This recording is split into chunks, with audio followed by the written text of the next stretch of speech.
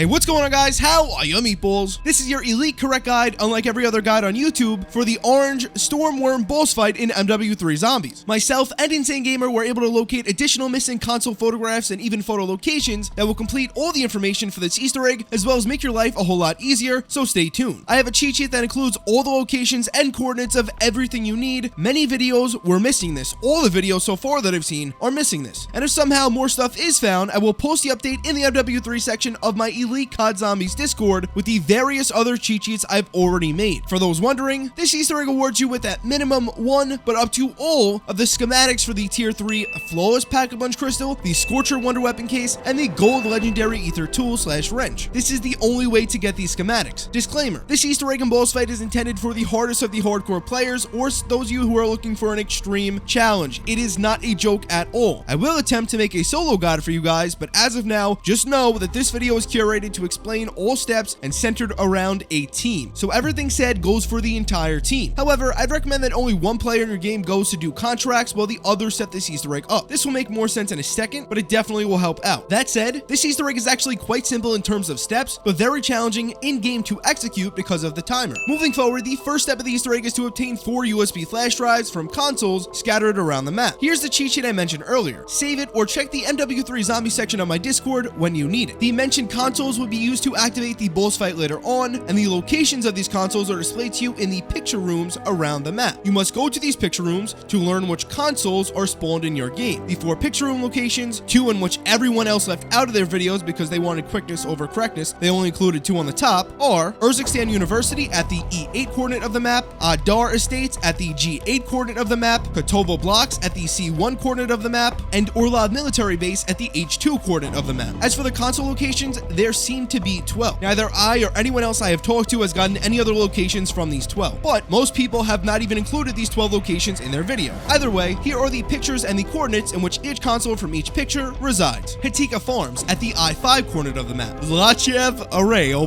brother, at the I2 coordinate of the map, Kotovo Blocks at the C1 coordinate of the map, Zeravan City at the D6 coordinate of the map, Shahin Manor at the H8 coordinate of the map, Popov Power at the F3 coordinate of the map, Opal Palace at the F5 coordinate of the map, Urzikstan Community Center at the D8 coordinate of the map, El Aboud Condos at the C4 coordinate of the map, Nahar Bathhouse at the F4 coordinate of the map, Sharak Opera House at the F7 coordinate of the map, and lastly, Opal Palace at the G4 coordinate of the map. Now, what you have to do is make your way to one of the locations marked as a picture room around the map. You may use the cheat sheet to skip this step and brute force the consoles by checking every location manually, but because the consoles are scattered all over the map and you are extremely limited on time, this is not advised. But you will understand the true power of this cheat sheet when you start to look at how many locations there are and how little time you have. Anyways, in the picture room, you will see the same pictures that you've seen in the cheat sheet. As mentioned, these pictures correspond to a coordinate of the map in which a console lies. Out of all the possible spawn points on the cheat sheet, there will be only 4 consoles, hence why there are only 4 pictures. So use everything I've given you so far to now locate the exact console represented by each picture in your picture room. You would have to be a real idiot to not be able to match stuff up considering the cheat sheet I've given you. It's as easy as can be. That may have been a little unnecessary, but anyways, once you locate the console, run up to it, interact with it for a mini animation, and out will pop your USB flash drive. Each console has a specific USB flash drive denoted by Alpha, Beta, Charlie, and Delta. After you've collected all 4 USBs from all 4 consoles displayed in your picture rooms, you must now wait for the storm to roll in, which I'll explain in just a second. But now this is your time to get set up. You need to be Tier 3 Pack-a-Punch with at minimum a purple weapon, but gold is highly recommended. Keep in mind that you're limited in the amount of time you have to kill the boss, so being properly set up is no joke. Something good to remember is the MCW and or Holger are common purple and gold wall weapons in the red zone, so make your way there and purchase one of those, as they will more than likely be your best option. Next, do contracts to earn points. As always, the recommended contracts are Tier 2 or Tier 3, raid weapon stash, deliver cargo, and possibly even outlast. Do whatever is the fastest. If you can do elimination fast, do it. The goal is to do as many contracts and get as many points as quickly as possible, and I'd recommend that you use all your points to get at minimum, your gun's Tier 3 Pack-a-Punch, which will cost you 30,000 points, your 6 basic perks, Stamina, Quick Revive, Speed Cola, Juggernaut, Deadshot, PhD, and maybe Tombstone just in case you die so that you can carry over any leftover points. This will cost you 12 to 14,000 points, 3 self-revives plus your equipped one, 4 total, which will be 20,000 points, 3 sentry turrets plus your equipped one, 4 total, which will cost you 8,000 points, and a durable gas mask, which costs 4,000 points. Now, this will roughly cost you about 74,000 points points total, so you need to be doing a lot of contracts. Obviously, you don't have to have exactly what I recommend, but if you do, your success rate as a team will be much